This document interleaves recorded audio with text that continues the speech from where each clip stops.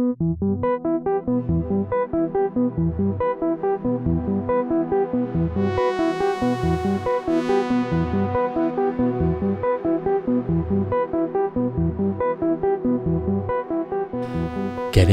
behind. So much of our culture is about getting ahead in our careers, getting ahead in our goals, getting ahead in our business. And the thing about getting ahead is that it kind of assumes you have to look behind. Because how else would you know if you're getting ahead unless there are people who are behind? And if you're lucky enough to get ahead, well, then you have to stay ahead. And you can only stay ahead by looking behind. That means you're always comparing what you're doing with what everyone else is doing.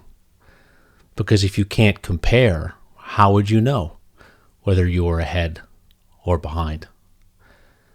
And that not only never ends, in that there's no end to getting ahead, it's just endless. It's also rooted in comparison, which means there's no happiness, no enduring happiness, no peace in that constant movement ahead and that constant comparison to what's behind. So I came across this concept that I really resonated with me, which is instead of thinking about getting ahead, think about getting behind something that's bigger than you. Because when you're behind something, you're only looking ahead. And you're not comparing yourself against anything else. You're just trying to move this thing that's bigger than you. And I'll give you a little example.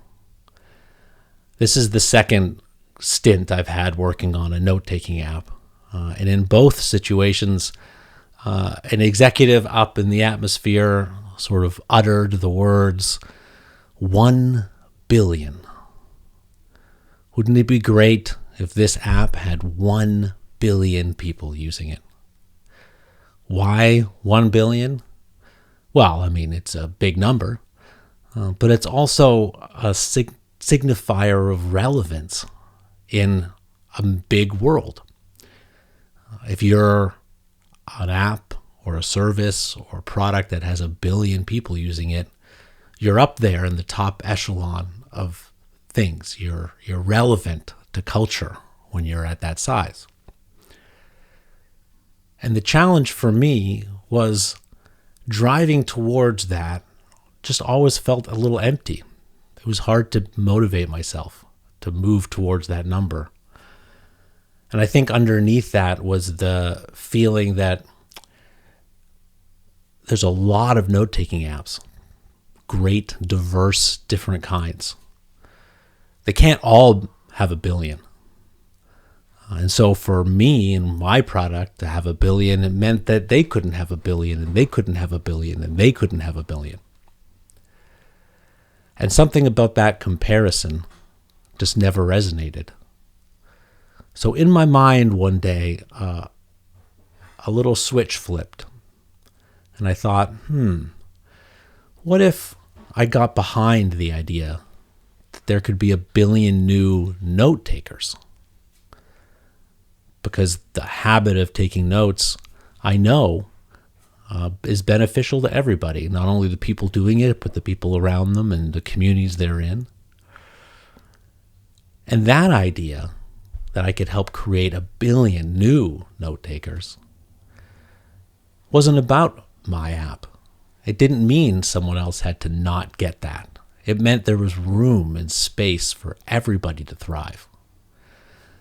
And that's a little goal that I can hold to get behind in my work to make it more meaningful. And so when I hear someone make the request, I just turn that request in my mind into what I think I can get behind that's bigger than me. And I try to do that across every part of my life.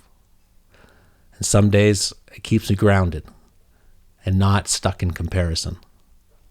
But some days I get caught up in the kind of excitement of getting ahead. And I know the next day I can wake up and I can do it again because it's a daily practice.